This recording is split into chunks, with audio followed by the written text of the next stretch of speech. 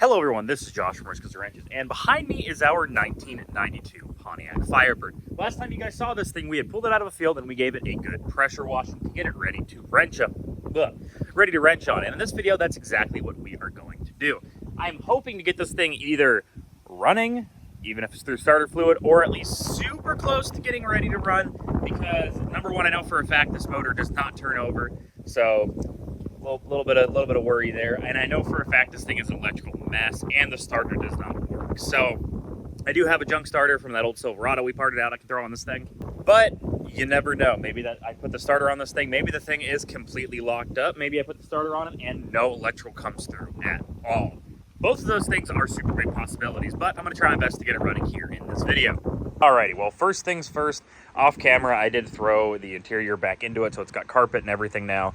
But let's hook up a battery to this thing, see what comes on whenever it's got power to it, and check that starter. Like I said, I'm pretty sure it's junk because it had one in the passenger seat and it has one on the motor.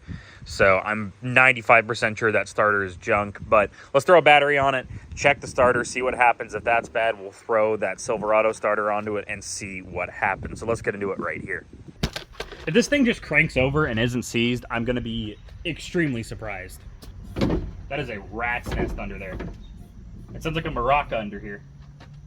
That's a great sign. Wow, that battery is bad. Yeah, here's the tube for opening up the rear trunk. It's a actual tube with a screwdriver hammered in. That's pretty neat. Where can I prop this where I'm not scared it's going to break the glass is the real question. There are so many random electrical hookups here. My goodness. Comes the ground right here. Oh my goodness. Here's the ancient battery. Oh, what's the date say? 2004. Oh, the cops are coming for me. Oh, dude, free tools. I've got an oil filter wrench in here. I bet that's still good. One actual good thing about this car is it was a black interior car, which is decently rare, and I like the black interiors. I kind of like the dark gray more, but the black interiors are pretty cool.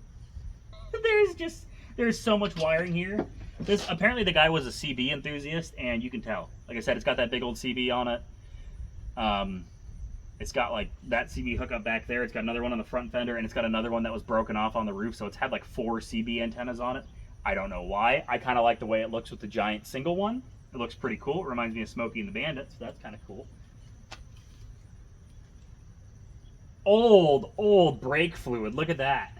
Ancient brake fluid that's actually eaten through the can. If you guys don't know, brake fluid is extremely corrosive. So this thing is actually eaten through its can. I wish I could see a date code somewhere.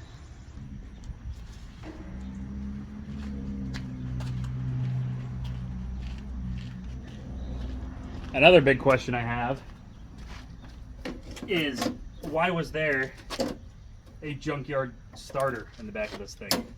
Did it get tossed in there from another car? Did the starter go out of it and that's why it was parked? Is this motor locked up and they thought it was the starter that was bad? We're about to figure out, I guess. Well, let's not put it on 200 amp. Let's just do trickle charge to start to make sure I don't start a fire. Oh my goodness, I have dash lights. There are dash lights happening. There are dash lights happening. It's somewhat alive. Give you guys a better view here. See right here whenever I turn the key. Oh, come on now. Don't make a liar out of it. There you go. We have nowhere near enough amps, but we do have a dash that is trying to say it's alive. Put that back into park, I think. Okay.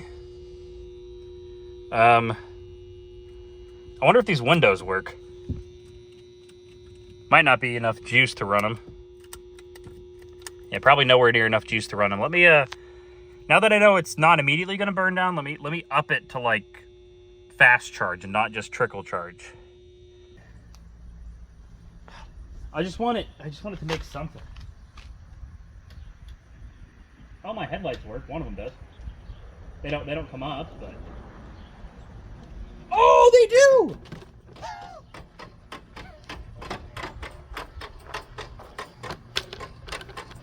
All right. I'm cooler than everybody else. They don't sound great, but...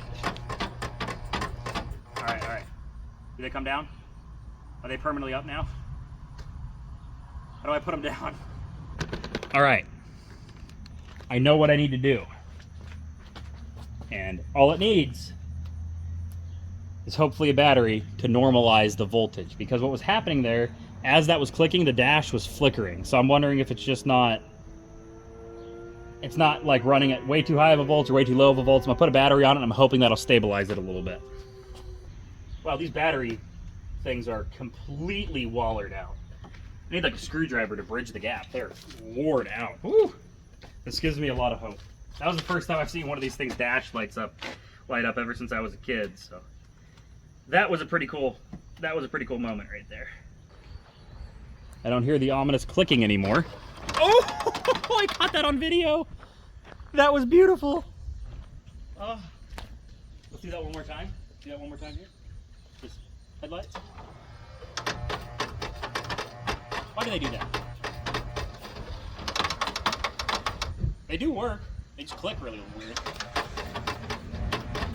I don't know why they do that.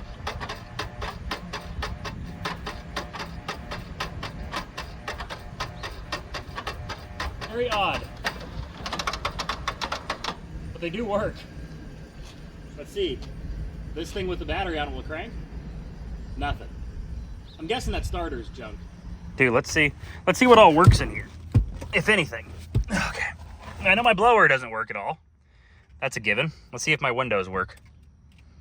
No. Could just be blown fuses. Never know. Core would be the fact that this thing is completely... Oh, my door locks do work. I hope that's unlocked. I'm gonna guess that's unlocked. I think it's unlocked. Okay. I just want to make sure I don't want to lock myself out of this. I'm gonna get some sort of disease, I know it. It's got a service engine soon light on. I wonder why. Got a definite brake light. Got a security light. Got no rear seats, no problem. I can see the floor out of there. That's a good sign. Honestly, there could be a lot worse things happening right now. I wonder if the mirrors work. Oh my goodness, they work. They're trying to work. That means the wiring's good. That means I can get junkyard or eBay mirrors and the wiring's good on them. What about this side? Does this side work? No. I mean, oh no, it does. It does. This thing's mint. This thing's mint. All right, at this point, I realized for sure the electrical system seemed to be working okay enough to try to jump the starter. I jumped the starter and it was bad. So I know for a fact the starter that's in it is junk. We're gonna throw in the one that came from the Silverado that I bench tested and confirmed was okay enough to throw in here. So let's do that and see if it will crank. All right, I thought about it for a minute. I have a starter off of the old Silverado we parted out that apparently was good when it was parked. So now I've just got to chisel all this mud and everything off this starter because this thing is caked in oil. So that's probably a good sign. I mean, it didn't rust right there, so that's good. There's just, you know, all the other rust. Yummy.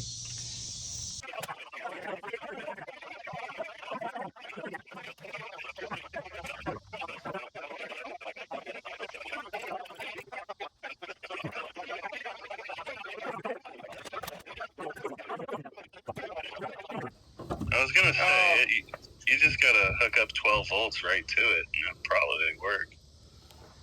Yeah, I'll do this. The starter's actually mint. It's probably because there's so much oil on it, it couldn't rust.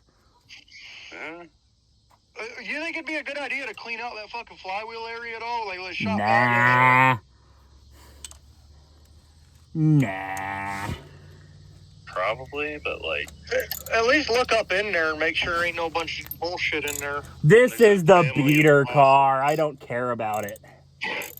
Family of possums have taken up residence in your... I was really expecting like a wasp nest. With your starter you're putting in that you shouldn't need to remove again for the next 30 fucking years. When that thing, you need to service it again because something got caught in the flywheel between it. Nah. All right, so... did a little bit of things off camera that we're gonna have to wait till tomorrow to see the beautiful joy of. But up under here, let me use my other phone for a flashlight. Up under here, there is a starter put on that thing now, which should be good. Came off of a running truck, so it should be good. But the problem is I don't have bolts that are long enough to do it. I had to cut this old exhaust manifold off of here because the starter's a little bit fatter than the old one. I couldn't wiggle it up in there. And I had to cut off the plastic flywheel shield because, like I said, the starter's a little bit bigger. But, I mean, if you look at most dirt circle track cars, race cars, they don't even have this thing on there. So it's really not even that important. But, like I said, this new starter's a little bit thicker, so I have to get a bigger bolt. But once I get that, I can screw this thing in and hook up a battery and hopefully make this engine turn over.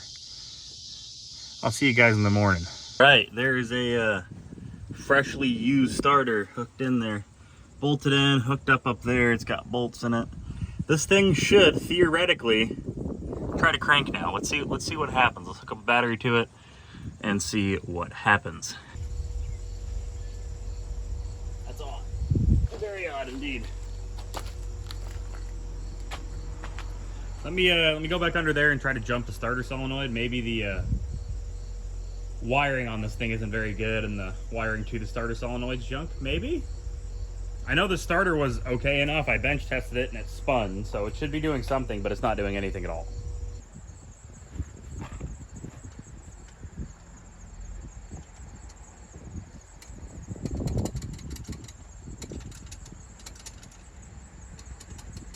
Why is nothing happening? It's like it's not getting power down to this thing. I know for a fact this thing had a battery that's been repositioned to the rear of it, so I think my very first step is going to be deleting that feature.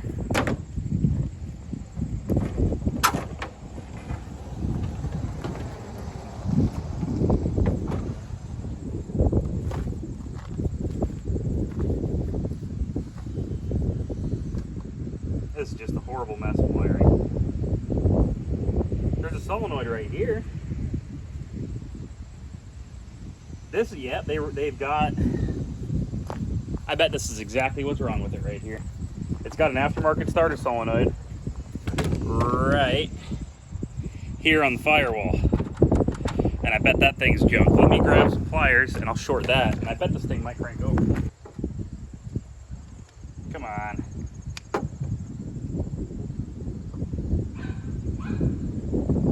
I'm getting nothing through this. That's weird. That should be doing something right there. All right, so this is gonna be kind of a abrupt ending here, but after I put the starter in, I tried for another 2 to 3 hours just trying to trace wires, and this thing is just a rat's nest. I'm currently in the process of rewiring the Nissan as well, so my brain is basically cooked on wiring right now. It has been doing it for the last week and a half. I am just done with it right now. So I'm gonna have to move on to something else, just cleanse my palette, then come back to this thing with a clean palette and a clean head to work on some wiring, figure out why the hell the starter's not getting any juice at all, and then hopefully we can make this thing make some noise. All right, and well, that's where this video is going to end. Sadly, we weren't able to get it running. As I suspected, it has some electrical gremlins, which makes sense with how much of a rat's nest wiring thing this thing is. But we do have a starter on there that I did bench test. I know it is a good starter, so we are one step closer to getting this thing, hopefully to make some noise and maybe even do some burnouts to cook these old tires off there because they are junk. But this is Josh from Rich's Garages. I hope you guys are having a good one. Whatever it is, whatever it's day, night, week, whatever it is, I hope you guys are having a great one. And I hope you guys are working on your own projects. Right now is the prime time to do it. It is fall, it is almost winter. Temperatures are starting to calm down a little bit. They're not 110 degrees anymore. And you want to be able to get your car, truck, whatever it is, out and have a few drives before that snow hits. So I hope you guys are working on your own projects at home, and I hope to see you guys in the next one. Peace out and goodbye. Bye-bye, guys.